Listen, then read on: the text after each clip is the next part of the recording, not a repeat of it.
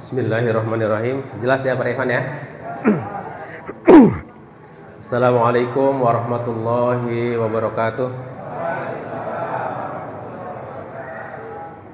Innal hamdalillah nahmaduhu wa nasta'inuhu wa nastaghfiruh wa na'udzu billahi min shururi anfusina wa min sayyiati a'malina. May yahdihillahu fala mudhillalah wa may yudlil fala hadiyalah. Ashhadu an la ilaha illallah wahdahu la syarikalah wa ashhadu anna Muhammadan abduhu wa rasuluhu la nabiyya ba'dah. Allahumma shalli wa sallim wa barik ala nabiyyina Muhammadin wa ala alihi wa ashabihi wat tabi'in wat tabi'it tabi'in wa man tabi'ahum bi ihsanin ila yaumiddin, amma ba'du. Yang kami hormati Ketua DKM Bapak Muhammad Safri, yang kami hormati Naibul Imam beserta staf, para rais beserta staf, kemudian para ikhwan dan akhwat yang dirahmati Allah Subhanahu wa taala. Marilah sama-sama kita senantiasa bersyukur kehadirat Allah Subhanahu wa taala atas limpahan karunia-Nya kepada kita, sehingga pada pagi hari ini kita dapat sama-sama menghadiri kegiatan rutin kita, yaitu taklim rutin bulanan, taklim niabah, dalam rangka mentaati Allah, Rasul, dan ulil amri. Semoga kehadiran kita dicatat oleh Allah Subhanahu wa taala sebagai amal soleh, sebagai ibadah di sisinya. Amin Allahumma amin. Selanjutnya salawat serta salam semoga Allah limpahkan kepada Nabi kita Nabi Muhammad sallallahu alaihi wasallam beserta keluarganya, para sahabatnya, serta seluruh pengikutnya, dan mudah-mudahan kepada kita sekalian. Ya, baik. Bapak Ibu sekalian, ya, sebelum kita mulai, supaya kita, ini kayaknya biasanya kalau agak siang ini sudah mulai, baterainya sudah mulai lowbat, betul nggak Bu? Nah, ya. Belum? Oh, masih fresh ya, alhamdulillah ya. Ya, sekarang supaya kita lebih segar lagi, kita ice breaking dulu sebentar ya. Ya, tangannya sambil duduk saja, ice breakingnya supaya nggak repot. Tangannya ke depan. Ya, tangannya ke depan, terus ke atas, ya, ke kanan, ke kiri, ya. Sekarang kepalanya diputar-putar, 1, 2, 3, 4, balik lagi, 1, 2, 3, 4. Ya, oke. Sekarang tangannya ke samping kanan, tangan kanan. Yang kanan. Nah, pegang pundak temannya di sebelah kanan. Pegang pundak. Yang bisa dipegang pundak. Pokoknya pundak siapa saja yang bisa dipegang-pegang ya. Ya. Sekarang ditepuk-tepuk Ibu-ibu. Tepuk-tepuk sambil katakan ya. Sambil diucapkan, ikuti kata-kata saya. Ikhwan, ayo. Ikhwan, masih ada satu materi lagi. Fokus ya. Jangan ngantuk. Jangan ngobrol. Supaya kita pulang dapat ilmu. Siap, insya Allah. Tangan kirinya. Nah, gantian. Tepuk-tepuk, ayo.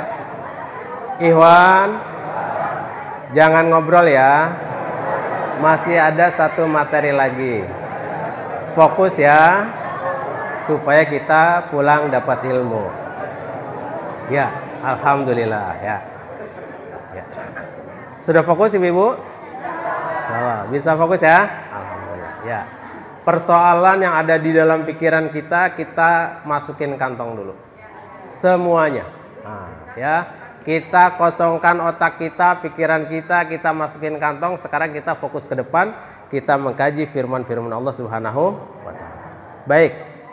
Waktunya 40 menit, ya. Tema kajian kita hari ini adalah kepemimpinan dalam perspektif Al-Qur'an dan As-Sunnah. Perspektif itu apa, Bu? Ya, dalam sudut pandang.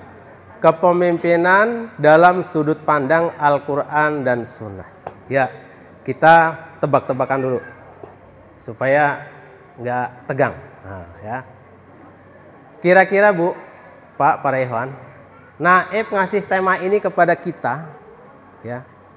Tujuan Naib itu apa? Kenapa hari ini kita dikasih tema ini sama Naib nih? Apa sebenarnya yang diinginkan oleh Naib kepada kita? Nah, kira-kira apa? Bu, yang bisa jawab Bu, siapa Bu? Ibu-ibu nggak ada, bapak-bapak? Ya, silakan Pak.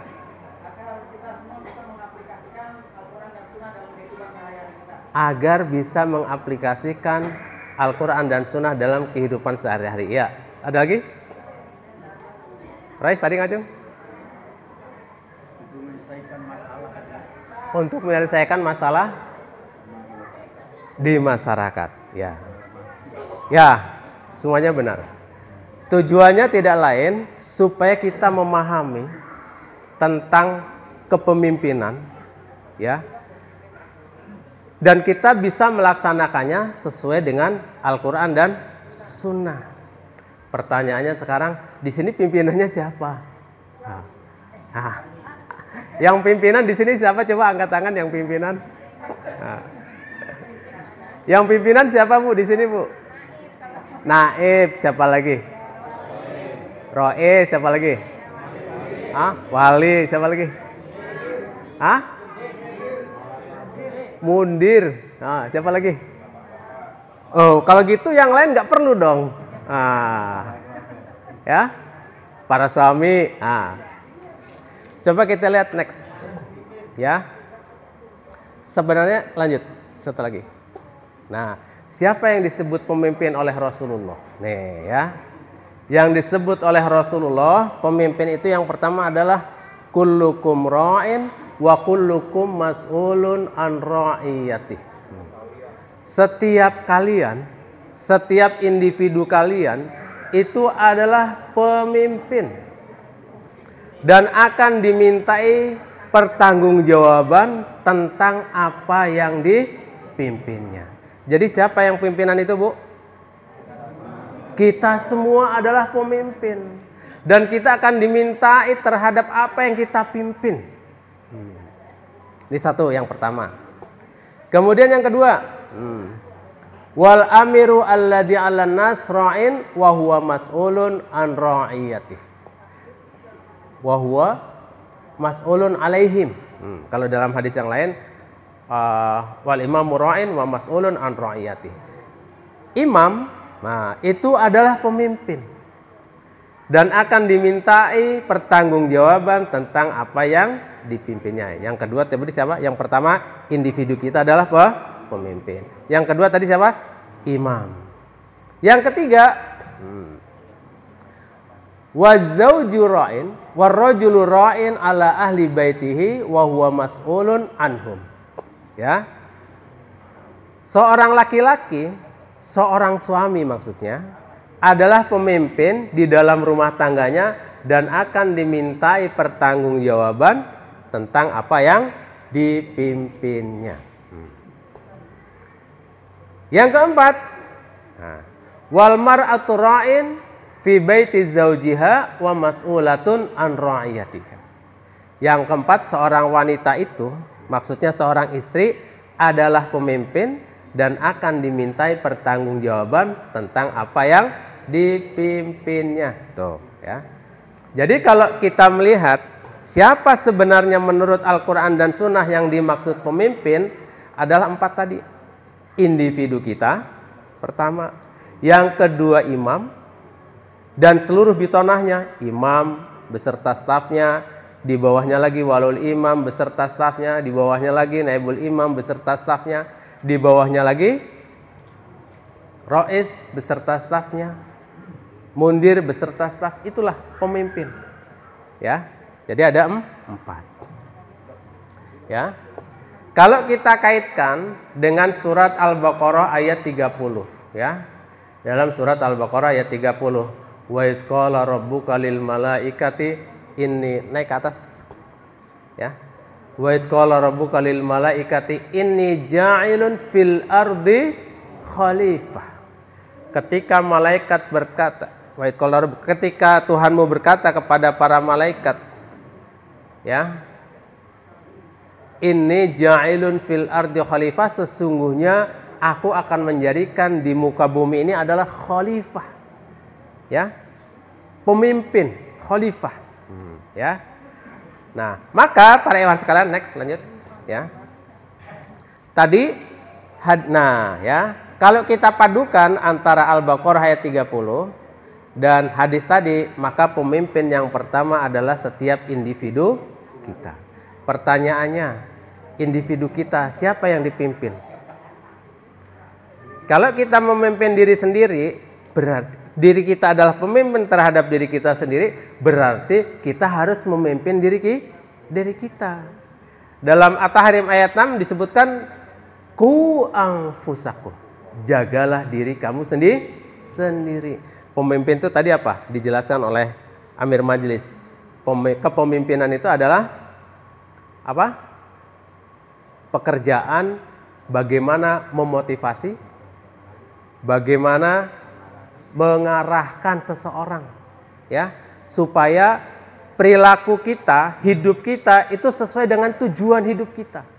Tujuan hidup kita apa? Ridho Allah, masuk ke dalam surganya Allah. Maka tugas kita bagaimana mengarahkan diri kita, memimpin diri kita, supaya hidup kita itu sampai kepada tujuan yang akan kita capai, yaitu ridho Allah Subhanahu wa Ta'ala. Next. Nah, ini para ikhwan, kalau kita bicara individu kita ini, ya, di dalam tubuh kita ada anggota badan, ada kepala, ada tangan, ada apa lagi? Ada kaki, ada mata, ada telinga, ada mulut, ya. Di dalamnya ada hati, ada jantung, dan sebagainya. Ini yang harus kita pimpin, Bu. Kalau kita bicara pemimpin dalam kapasitas memimpin diri sendiri. Pertanyaannya, Bu, nih saya tanya Ibu aja lah. Anggota tubuh kita yang paling sulit dipimpin itu apa, Bu? Hati, apalagi? Mata, apalagi? Tadi yang bilang mulut siapa? Mulut. Mulut itulah yang paling sulit dipimpin, betul? Ya. Mulut kita nih yang paling sulit dipimpin. Yang namanya lidah nggak bertulang, jadi lincah banget, Bu. Karena nggak ada tulangnya. Ngomong apa aja bisa. Ngomong yang menyenangkan orang lain bisa, yang nyakitin orang lain juga bisa, betul? Ya, itulah. Maka hati-hati dengan lisan. Dengan lisan ini orang bisa selamat hidupnya di dunia dan di akhirat. Dengan lisan ini orang bisa jatuh derajatnya di dunia dan masuk ke dalam neraka. Dengan mulut ini orang bisa hidup sehat walafiat, ya. Dan dengan mulut ini orang bisa hidupnya berpenyakitan, betul? Ya. Maka itulah bagaimana kita bisa mengendalikan mulut kita. Itu yang pertama. Kalau kita bisa mengendalikan mulut kita, maka kita akan selamat dunia dan akhirat, hidupnya akan sehat walafiat. Nah, gampang apa susah, Bu? Susah. Ada yang bilang gampang? Insya Allah gampang luar biasa. Yang bilang insya Allah gampang luar biasa. Ya, luar biasa ya. Ya, dalam konteks menjaga fisik. Nah, Masya Allah nih para ikhwan. Ya, sekarang kalau dulu orang banyak sakit kurang gizi, ya. Tapi sekarang orang sakit karena kebanyakan gizi, kebanyakan makan. Masuknya lewat mana? Lewat mulut apa lewat kuping? Lewat mulut masuknya. Maka kata Rasul apa? Seburuk-buruk bijana adalah perut. Seburuk-buruk bijana adalah perut. Ya, cukuplah kata Rasul untuk menegakkan tulang punggung kita, separuh isi makanan, separuh isi air, separuh isi udara. Ya, sepertiga kok separuh. Sepertiga isi makanan, sepertiga air, sepertiga udara. Kenyataannya bagaimana? Ya. Kenyataannya gimana? Kalau belum penuh sesak, rasanya masih semuanya mau dimasukkan, kan begitu.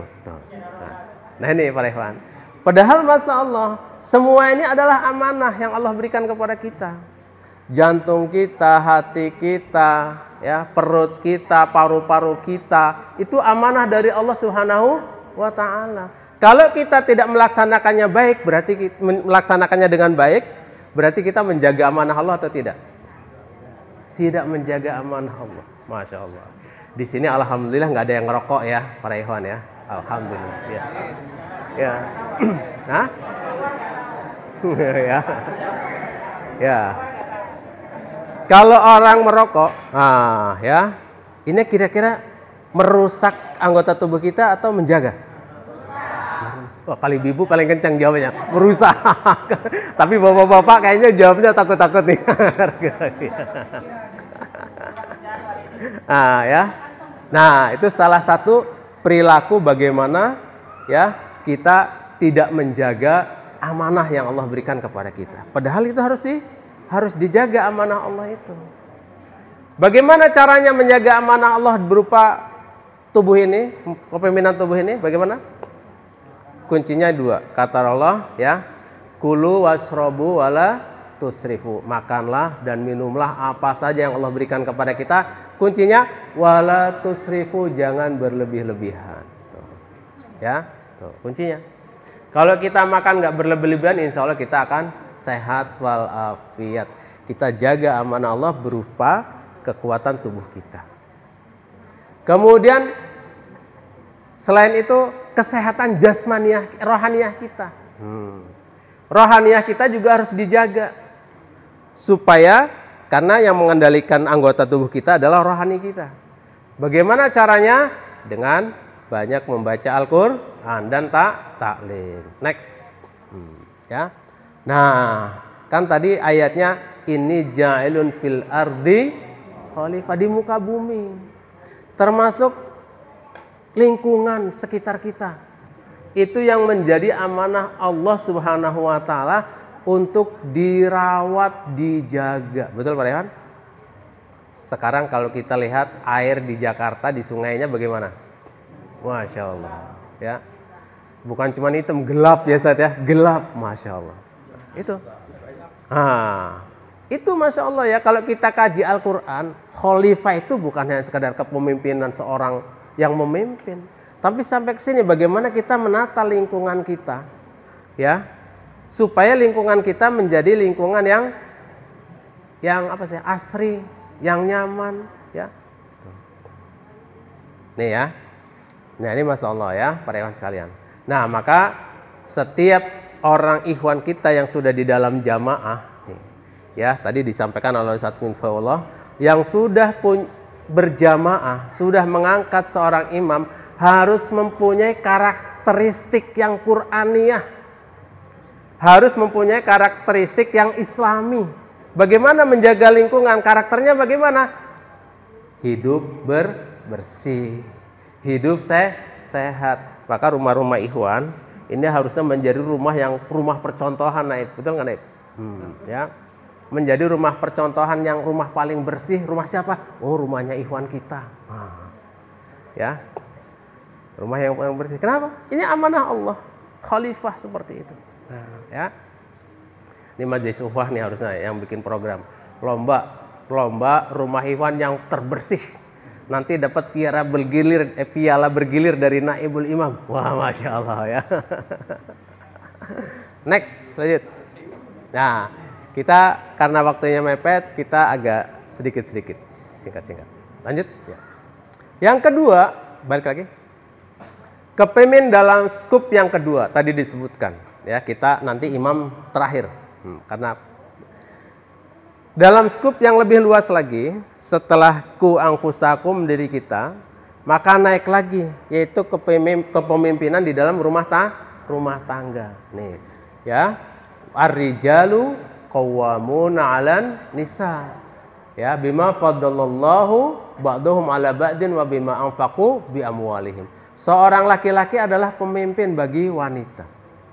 Dengan apa-apa yang telah Allah lebihkan kepada mereka atas bagian yang lain, dan atas apa-apa yang mereka nafkahkan dengan harta mereka. Tuh, ya.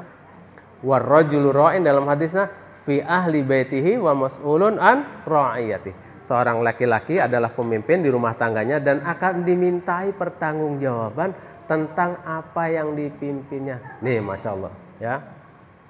Bapak-bapak, memimpin rumah tangga, ya, mudah apa susah? Masya Allah. Pertama yang harus dijaga adalah bagaimana suami istri, ya. Suami istri itu harus harmonis. Ya. Suami istri harus mempunyai koneksi hubungan yang sangat kuat. Itu yang pertama. Kalau kita bicara rumah tangga.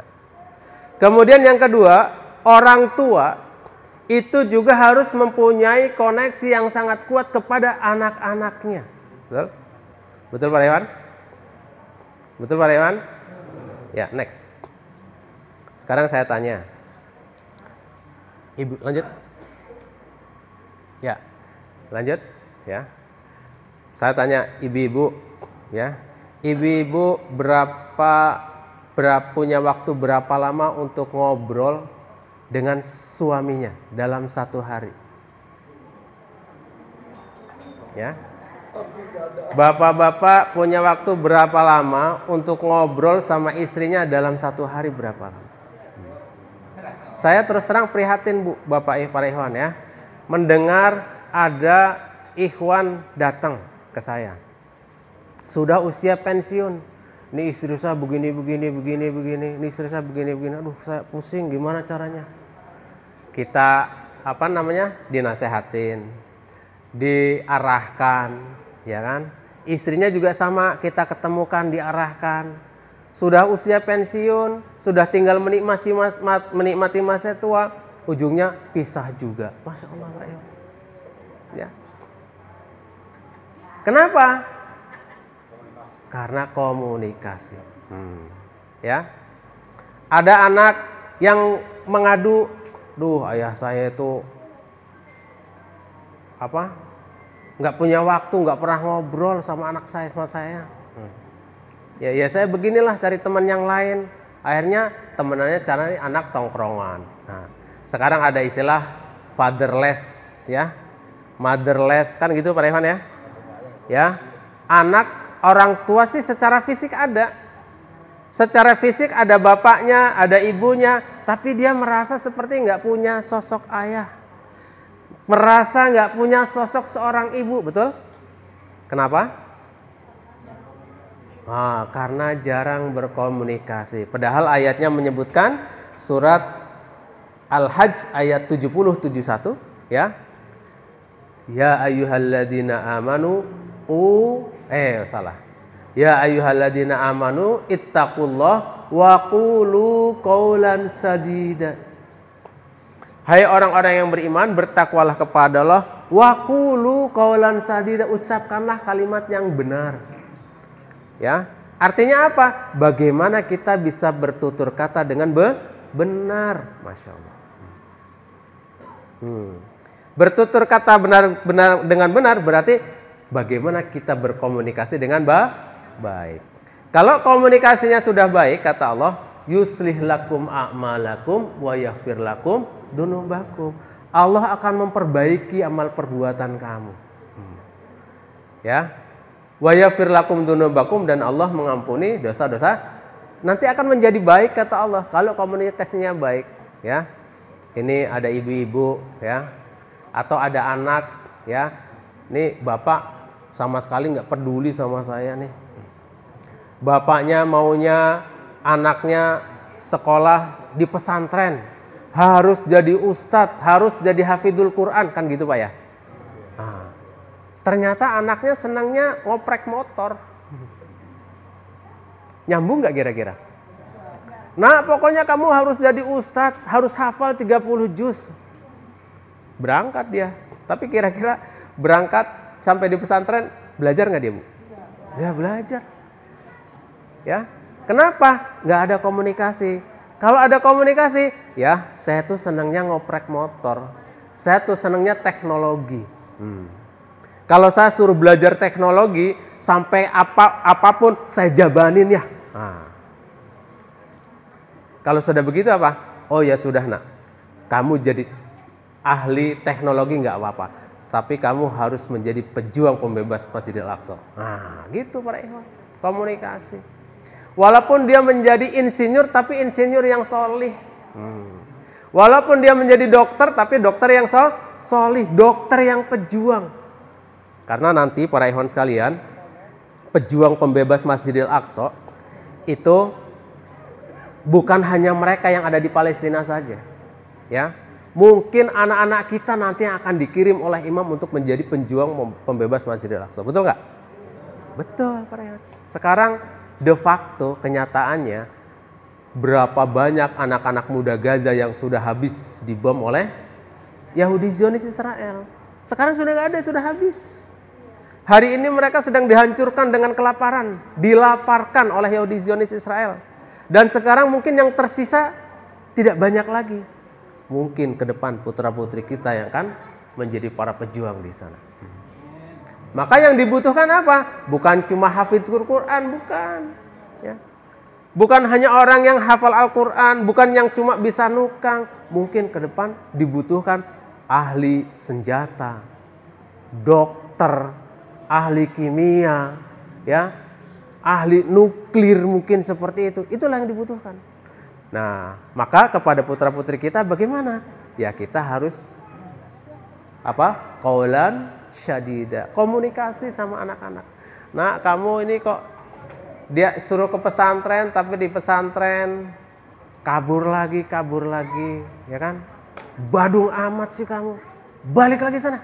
Nah, tanya, nak maunya apa sih kamu? Oh, apa sih sebenarnya yang kamu inginkan? Nah, itulah komunikasi. Nah, ya, kepada istri juga seperti itu. Jangan sampai ya istri kita, anak-anak kita justru menjadi korban lisan-lisan kita. Masya Allah. Mungkin nggak Pak Rehan? Mungkin nggak Pak Rehan? Mungkin bisa jadi. Ya. Pasangan kita bisa jadi menjadi korban lisan-lisan kita. Rasul berpesan begini. Al-muslimu man salimal muslimuna min lisanihi wa yadihi. Orang muslim itu, yang dimaksud orang muslim yang sempurna itu adalah, ibu-ibu, fokus ibu-ibu ya. Orang muslim yang sempurna itu kata Rasul adalah orang yang orang lain itu selamat dari gangguan lidah dan tangannya. Ya, orang muslim yang sempurna itu adalah orang yang orang lain selamat dari gangguan lidah dan tangannya. Orang lain itu siapa? Tetangga. Selain diri kita, termasuk istri dan anak-anak kita, itu yang harus selamat dari gangguan lidah dan tangan kita. Suami dan anak-anak ibu-ibu itu juga orang yang harus selamat dari kesalahan lisan kita. Masya Allah. Ya, mungkin nggak? Jangan-jangan naudzubillahi min dzalik ya, ya. Kan dalam hadis itu disebutkan tentang orang yang muflis. Orang yang muflis itu apa, Bu? Orang yang bangkrut itu bagaimana? Ibu, yang dimaksud orang yang bangkrut itu bagaimana kata Rasul? Hah? Rasul bertanya kepada sahabat, wahai para sahabat, atadruna ma huwal muflis? Apakah kalian tahu apa yang dimaksud dengan orang yang bangkrut? Kata Rasul. Sahabat menjawab, orang yang bangkrut itu adalah orang yang tidak punya harta. Kata Rasul, orang yang bangkrut itu adalah orang yang datang kepada Allah Subhanahu wa taala di yaumil kiamat nanti dengan membawa pahala sholat yang sekian banyak, membawa pahala saum yang sekian banyak, membawa pahala zakat yang sekian banyak. Akan tetapi dia biasa mencela orang lain, biasa mengumpat orang lain, suka memukul orang lain, suka menfitnah orang lain. Maka nanti di hari kiamat, orang-orang yang difitnah, orang yang dipukul, orang yang dicela tadi, pahala orang yang datang tadi membawa pahala puasa, zakat, sholat tadi akan diberikan kepada orang yang dicela. Masya Allah. Sampai habis. Ternyata setelah habis, tuntutannya belum impas nih. maka dosa-dosa orang yang dicela ditimpakan kepada orang yang mencela tadi. Maka kemudian orang yang mencela tadi dicampakkan ke dalam neraka. Itulah orang yang bangkrut kata Rasulullah. Kira-kira dosanya tadi mencela, mengumpat, ya kan, menfitnah, itu dosa mulut apa dosa kaki, Ibu? Dosa mulut. Ya, Masya Allah nih. Ya. Ini karakteristik umat di dalam al-jamaah nih yang harus dibaca. Nah, yang tadi disampaikan oleh Ustaz Mitfah.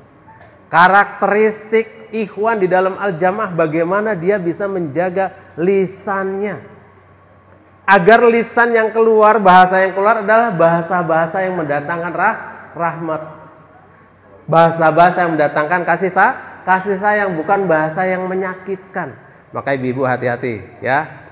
Jangan kemudian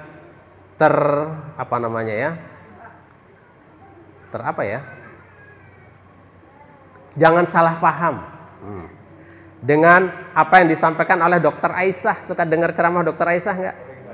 Ibu-ibu punya pabrik kata-kata. Berapa banyak, Bu? 20.000 kata per hari. Bayangkan. Coba. Nah, ibu-ibu tuh. Ya. Hati-hati. Penyalurannya hati-hati. Kenapa? Kata Rasul, ya. Mangkana yu'minu billahi wal yaumil akhir falyaqul khaira aw liyasmut. Barang siapa yang beriman kepada Allah dan hari akhir, maka katakanlah yang baik. Kalau nggak bisa, udah diem aja kata Nabi. Kalau nggak bisa ngomong yang baik, diem. Lah, pabrik kan jalan terus 20.000 kata per hari, gimana nih? Wah, stok masih banyak nih, gimana nih? Wah, ya. Di dalam majelis taklim ngobrol. Bu, kok ngobrol? Ya, ngabisin 20.000 kata. Wah. Ya. Nanti ketemu temennya lagi gibah. Ibu kok ngibahin orang? Iya, ngabisin 20.000 kata nih. Wah. Ya. Jangan salah dipahami ya Bu ya. Salurkan 20.000 kata itu kepada hal-hal yang mendatangkan rahmat. Ya. Mendatangkan kebaikan ya. Bagaimana caranya, Bu? Caranya gimana? Baca Al-Qur'an. Apalagi? Baca buku agama, apalagi? Kalau baca kan bukan ngomong, Bu. Iya, baca. Gimana lagi? Kalau ketemu ikhwannya, ketemu akhwatnya, biasakan ngobrolin kegiatan. Biasakan ngobrolin ilmu. Ya.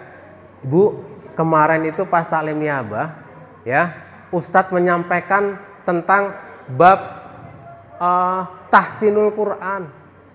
Saya itu kok latihan menyebutkan huruf A susah banget ya. Nga lagi misalnya. Nah, ya. Gimana caranya? Ngobrolnya menjadi obrolan ilmu. Ya. Habiskan 20.000 katanya untuk latihan menyebutkan makharijul huruf. Kan lama-lama 20.000 kata habis itu, ya. Ya, untuk latihan supaya makharijul hurufnya makin bagus. Jangan dihabiskan untuk ghibah, untuk ngobrol yang tidak bermanfaat. Nah, jam berapa, Pak Iwan? Udah 4.3. Ini baru sampai sini ya. Lanjut, lewat lagi. Next. Ya. Hah? Extra time ya. Yang ketiga, pemimpin yang ketiga adalah imam. Inilah pemimpin tertinggi. Ya. Wal amiru alladzi alaihi nasrain wa huwa mas'ulun an ra'yati. Seorang amir ya yang padanya diserahi keurusan manusia adalah pemimpin dan akan dimintai pertanggungjawaban terhadap apa yang dipimpinnya. Next. Ya, ini ayatnya yang tadi dibaca. Ya ayyuhalladzina amanu atiiullah wa atiiur rasul wa ulil amri minkum fa in tanaza'tum fi syai'in farudduhu ilallahi wa rasul in kuntum tu'minuna billahi wal yawmil akhir dzalika khairu wa ahsanu ta'wila. Tadi sudah dijelaskan, sekarang saya tanya. Para ikhwan, Ibu-ibu, kalau saya bilang ya, ulil amri itu adalah pemerintah. Presiden beserta jajarannya, bupati jajarannya, gubernur, bupati, sampai camat, lurah, RT beserta jajaran, itulah ulil amri. Setuju nggak Pak Ikhwan? Setuju nggak Ibu? Kenapa nggak setuju? Tadi sudah dijelasin loh Ustadz Mirfa loh. Belum sampai rumah nih saat nih, ya, masih di sini. Kenapa nggak setuju? Kan dalam pemerintahan. Itu ayatnya ini ini ayatnya tentang ulil amri. Itu realisasinya pemerintah. Kenapa nggak setuju? Pak Rehan? Lihat. Di situ disebutkan ya, wa atiullah wa ulil amri minkum. Kumnya tadi kembalinya kepada orang beriman. Tuh. Ya. Kumnya kepada ulil amri minkum. Kalau di pemerintah dasarnya apa? Demokrasi. Aturannya apa? Undang-undang. Nah, ya kan? Maka kalau menurut demokrasi undang-undang, yang bisa menjadi pimpinan itu siapa? Yang mendapatkan suara terbanyak. Mungkin nggak di Indonesia pimpinannya adalah non-muslim? Mungkin. Sudah terjadi belum? Sudah terjadi, sudah. Ya. Ahok. Nah, tadi disampaikan al-yauma nad'u kulla unasin bi imamihim. Pada hari ini setiap manusia akan dikumpulkan bersama pimpinan-pimpinannya. Ya. Kalau pemerintah itu ulil amri, ya, gubernur ulil amri, berarti nanti para ikhwan di hari kiamat dikumpulkan bersama Ahok. Mau nggak? Iya. Nah, maka insya Allah kita melaksanakan ayat ini sesuai dengan apa yang dicontohkan oleh Rasulullah Shallallahu Alaihi Wasallam. Ulil amri minkum, ya, ulil amri di antara kamu, kembalinya ke alladzina amanu, orang-orang yang beriman. Fa in tanazzatum fi syai'in farudduhu ilallahi war rasul. Kalau kamu berselisih pendapat, kembalikan kepada Allah dan Rasul, Al-Quran dan As-Sunnah. Kalau pemerintah berselisih pendapat, kembalinya kemana? Undang-undang, bukan kepada Al-Quran dan Sunnah. Tuh. Ya, nah itu para ikhwan sekalian. Itulah maka sebabnya, ya, ulil amri yang benar, maka insya Allah adalah yang sesuai dengan ayat ini, yang diangkat, dibaiat sesuai dengan apa yang dicontohkan oleh Rasulullah Sallallahu Alaihi Wasallam dan Khulafaur Rasyidin Al-Mahdi. Rasul bersabda, "Alaikum bisunnati wa sunnatil Khulafaur Rasyidin Al-Mahdiin." Kamu wajib berpegang teguh kepada sunnahku dan sunnah Khulafaur Rasyidin Al-Mahdiin. Terakhir, lanjut, next. Lanjut. Ya, sekarang tadi Rois menyampaikan dalam sambutannya sebagai Amir Lajnah. Jadi Amir itu berat. Ya. Maka Naib ngasih tema ini supaya kita menjadi Amir itu Amir yang baik dan benar. Bagaimana caranya? Nih, petunjuk Nabi, petunjuk dari Allah. Surat Ali Imran ayat 159. Fabima rahmati minallahi lintalahum walau kunta fadhan ghalidul qalbi lang faddu min haulik fa'fu anhum wastaghfir lahum wasyawirhum fil amr fa idza azamta fatawakkalallah innallaha yuhibbul mutawakkilin. Cara memimpin. Nah, kata Allah, yang pertama adalah next. Ya. Cara yang pertama adalah lintalahum. Nih. Sifat kita dalam memimpin, apakah kapasitasnya sebagai imam, walul imam, ya, naib dan seterusnya, atau juga sebagai orang tua, atau juga sebagai ibu-ibu kepada anak-anaknya. Nih, maka sifat yang pertama adalah lintalahum, berhati lembut, dengan cara yang lembut, lemah lembut, kata Allah. Walau kunta faddan ghalidhal qalbi lang faddu min hawlik. Kalau kamu berkeras hati, lagi kasar kepada anak-anakmu, kasar kepada umatmu, kepada para ikhwan, lang faddu min hawlik, maka niscaya mereka akan lari dari sekitarmu. Ya, ada nggak anak-anak yang kalau bapaknya datang dia pergi? Ada nggak? Kenapa? Tidak mengikuti cara yang diajarkan oleh Allah Subhanahu wa taala, bersikap lemah lembut. Ya. Ini ya. Nah, lanjut. Ini berapa menit lagi, Pak? 5 menit. Nah, 5 menit lagi ya. Yang kedua, fa'fu anhum, maafkan mereka. Anak itu memang ngasih taunya nggak cukup sekali. Betul Pak Ikhwan? Jangankan anak. Anak begitu. Ikhwan juga kadang begitu. Betul kan, Ib? Nah, sudah diingatkan, nggak mau taklim juga, ya, berkali-kali nggak taklim juga. Oh, bawain celurit aja ke rumahnya, gitu nggak? Nggak begitu kata Allah. Fa'fu anhu, maafkan. Nah, ya, kalau ada anak-anak susah dikasih tahu, susah diajarin, maafin Bu, maafkan para ikhwan. Ya, setelah dimaafkan apa? Wastaghfir lahum, mohonkan ampun kepada Allah Subhanahu wa taala. Sudah dimaafkan, ya Allah, nih ikhwan sudah diingatkan berkali-kali, tapi ternyata kok masih belum kunjung memperbaiki. Ampuni ya Allah. Ampuni kami, ampuni saudara-saudara kami, ampuni ikhwan-ikhwan kami ya Allah. Nah, doakan. Ini anak sudah diingatkan berulang kali ya. Coba biar gaulnya sama anak-anak yang baik diingatkan, tapi kok masih kerjanya ngeluyur, susah diatur, ya, maafkan. Setelah itu doakan, wastaghfir lahum, doakan kepada Allah. Kemudian yang ketiga, wasawirhum fil amr, bermusyawarahlah dalam setiap urusan komunikasi tadi, ya. Nah, kamu itu, ya, kok belajarnya kayaknya malas-malas, senangnya apa sih kamu? Nah, ada sebuah pernyataan dari pencetus sekolah alam. Ya, pencetus sekolah alam, dalam wawancaranya, dalam talkshow-nya di Rasil waktu itu saya mendengar begini. Kalau ada anak nilai matematikanya 4, nilai bahasa Inggrisnya 8. Nah, ya, itu biasanya yang dikursusin itu yang nilainya 4 matematika, apa yang bahasa Inggrisnya Bu? Biasanya yang dikursusin yang nilai matematikanya 4. Kalau menurut beliau itu nggak pas, nggak tepat. Kalau matematika 4, bahasa Inggris 8, yang dikursuskan bahasa Inggrisnya.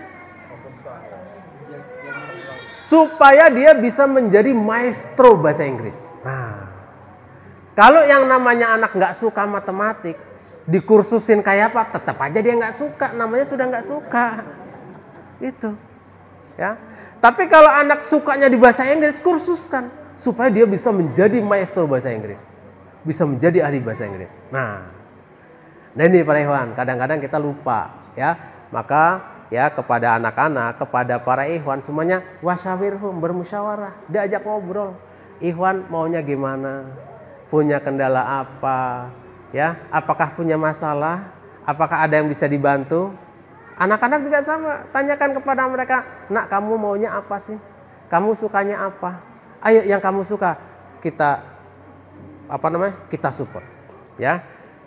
Banyak-banyaklah kita melihat kelebihan, bagaimana melihat potensi anak-anak kita daripada melihat kekurangannya. Nah ini para ikhwan sekalian ya. Next.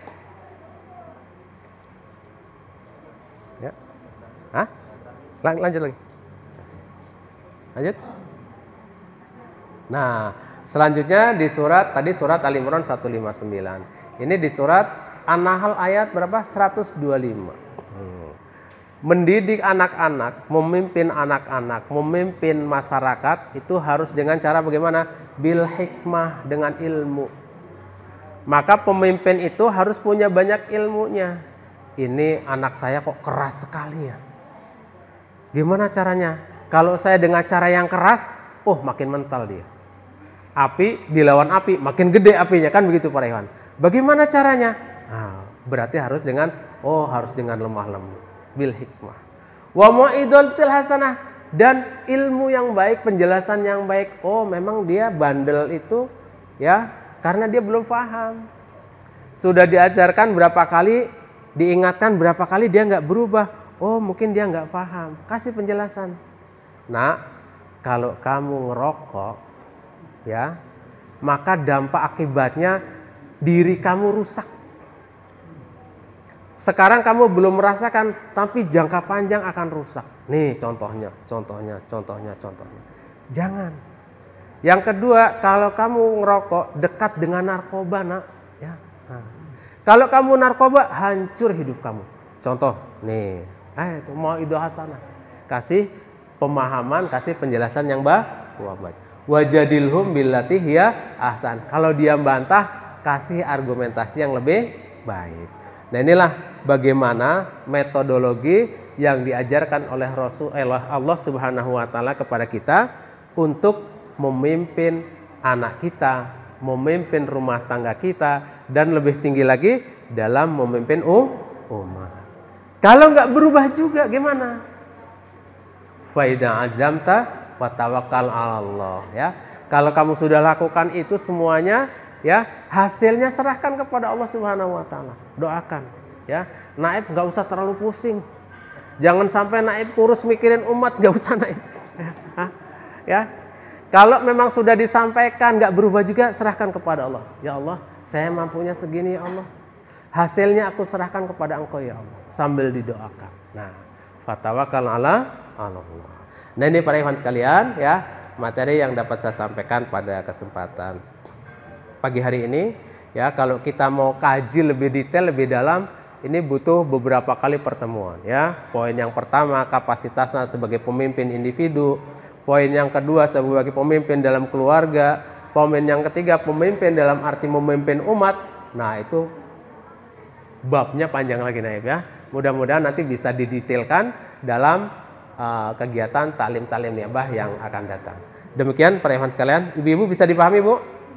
Ya, mudah-mudahan bisa dipahami dan bisa kita amalkan. Demikian, mohon maaf atas segala kekurangan dan kesalahan. Alaikum minkum, wabillahi taufiq wal hidayah. Wassalamualaikum warahmatullahi wabarakatuh. Assalamualaikum.